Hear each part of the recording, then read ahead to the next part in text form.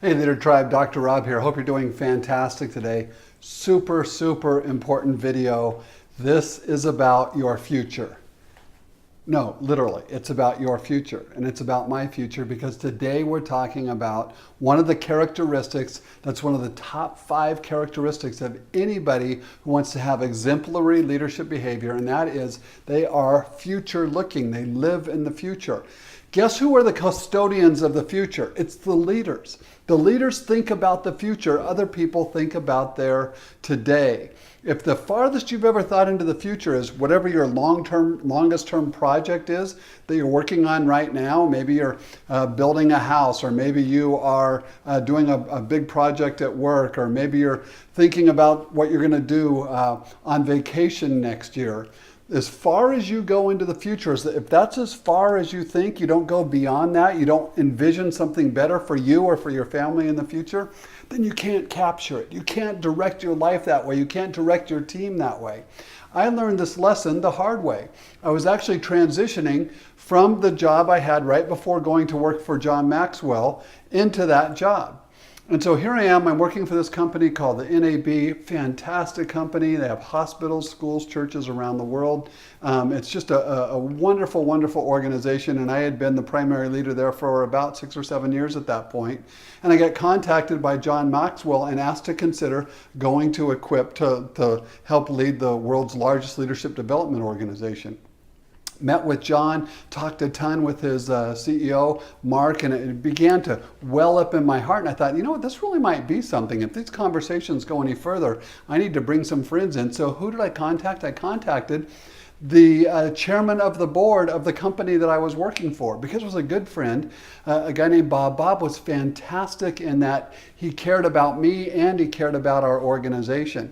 And as the CEO of that organization, I went to him and I started talking through the process. And he was working through that with me. Should I consider going and taking this opportunity to go out and to move to Atlanta and lead Equip? Here's what is so amazing to me. Once the decision was made, Bob was the very first one to know, okay, we're going to make the decision. I hadn't even told the rest of our team yet at that point. And in the midst of this, it's like the decision's made. I go to bed that night and all I could think about was that new organization.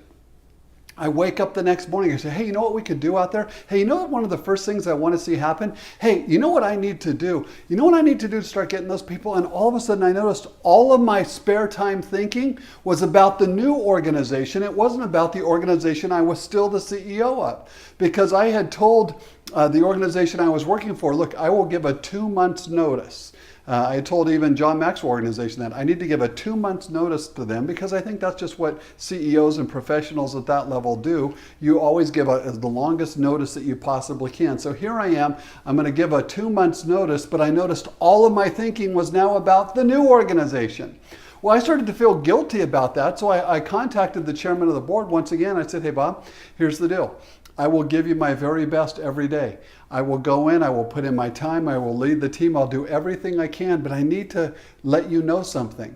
All of my creativity, all of my spare thinking, when I'm at home, when I'm laying down at night, when I wake up in the morning, my thoughts have turned towards that new organization. And he thought, well, that's kind of normal. You know why? Because leaders think about the future. And my future was going to be different, and so I had to go start thinking in that realm.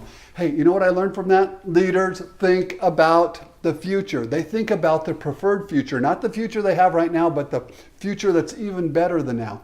Let me ask you a quick question. Let's suppose that you moved into an area and it wasn't a very good area, and there was some dilapidated buildings and some old cars and some broken windows, and all of a sudden you're looking around thinking, we could make something out of this. We could begin to fix this up. And you start to talk to other people on your block and you say, what if we have a new vision? What if our block becomes the nicest block in this city? What if we get all of our people who actually care, who will take responsibility for that? And what you've done is you've started to create a new future in their mind. Not the present reality that they're living in, but something that's better and that's in the future.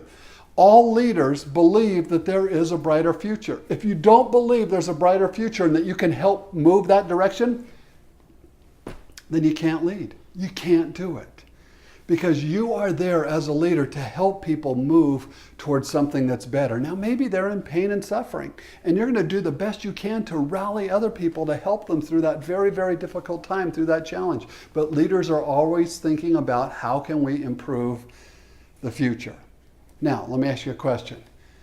When you're thinking about the future, do you think of a brighter future?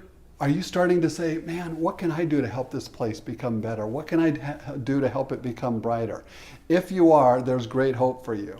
But here's what is so amazing. When you have followers on the team and you're the visionary and you want to say, here's my vision for the future. Can I give you a little hint? They don't care about your vision for the future. They care about the future very much, but they don't care as much about your specific vision for the future as they care about something else. And that something else, that's the thing that's going to motivate them. That's the thing that's going to make them want to join you. That's the thing that's going to make them want to be on a team that gets to actually do something and do something awesome and something great. It's that something else that you have to tap into. And that's what we're going to talk about next week. But I'll give you a little hint right now. It's not about you and your vision. It's about their aspirations and lining that up. More on that next week. Hey, this is Dr. Rob for Leader Tribe.